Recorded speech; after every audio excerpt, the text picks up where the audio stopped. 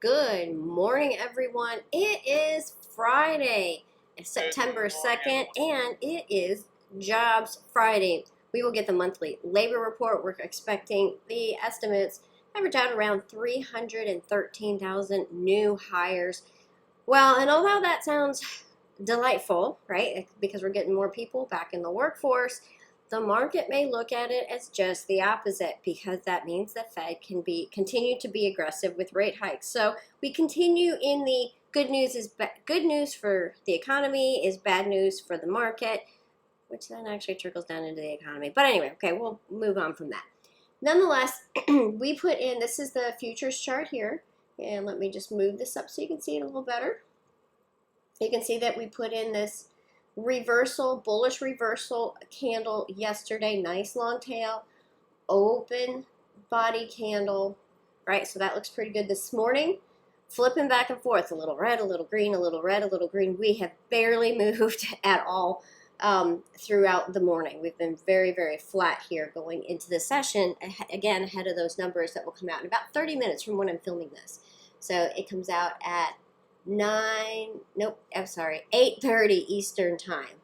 8:30 Eastern time. So some things to pay attention to here. We are below the 50, below pretty much all of our major, we're actually below all of our major moving averages. That 50 will be a sticking point, and you can see that it's crossing here with a fib line as well from the most recent high to low fib line measurement. All right, let's take a look at the Qs. Qs staying just a little bit more red, but still a nice long, try that one more time, there we go. A nice long tail on yesterday, right?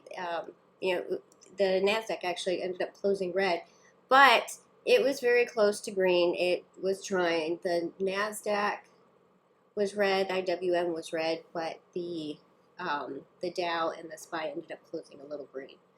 All right, so a lot of indecision going into today. Let's take a quick look at the Dow. There it is. It's just a smidgen green here. Oil rallying back up inside yesterday's price action, hanging out near a trend line that we had drawn in there that we broke yesterday. Bitcoin. This chart's such a mess. That's all I can say. Look at this, right? Basing again, basing. Staying above 20,000 would be preferable, I think, for most Bitcoin owners. 20,000 is a pretty sticky spot, but otherwise down there at that 18 is kind of like a big break zone for Bitcoin. And we have gold futures coming up a little bit, but really still in an overall downturn. We'll see if this turns out to be another bear flag on the strength of the US dollar. So what is causing a lot of this pressure this morning? All around, right? Because as I just said, good news is bad news for the market. We have China actually shutting Shenzhen down, which I think is 21 million people, complete lockdown there to in response to the COVID cases. They have a zero tolerance policy, which is just crazy when you're thinking about a virus. But anyway, they've, with them shutting down, that means that there's not as much demand for oil. So that is weighing on it. But what is not having the same effect is natural gas. Natural gas prices are continuing to stay high, even as regular oil and gas prices decrease here. I really like this UNG chart, by the way. Has a nice, we use the 20th support, and we have a 3/8 squeeze. So I'm not putting out any specific plays today, but we do have a few earnings winners. Oh, Lululemon. Not a surprise. Seems like they beat every single time. And today is no exception. They are trading at 322.40. So they are way up here. Big gap. Way up here above the 20. So that's one to definitely watch for a play today. AVGO, Broadcom.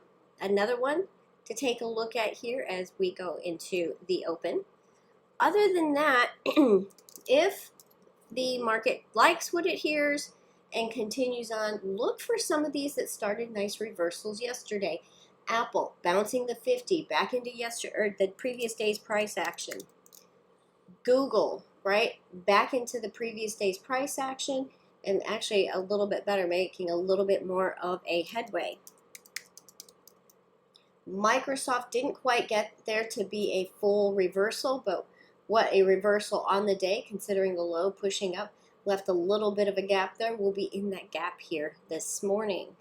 So keep an eye on all of those. Starbucks. Here we go. Starbucks using the 50. They've named their new CEO to follow Howard Schultz, who stepped in at the beginning of the year. They have a new CEO coming on board, and this chart looks really nice with a 3/8 squeeze going into the morning. We'll see if we can push up above the 20. Let's see, what was the other one? Can't remember. Darn it. Nope, can't remember. There was another one I was going to bring up just based on news, and I can't remember what it is right now. But anyway, be very cautious into today, and then don't forget we have Monday off. It's Labor Day weekend coming up, 3-day weekend, which means after this price action this morning, there's a very good chance that our volume will drop off by lunch as people get up and get out of town. All right, enjoy your last summer weekend, right? Get out there and enjoy it as the volume does dry up. Don't stick around and just stare at your computer. Go do something more fun. All right, that is it for me here this morning. I'll be watching these job numbers, which do come out in 25 minutes time. All right, if you have any questions, reach out. Heather C, GivingTreeTrading.com.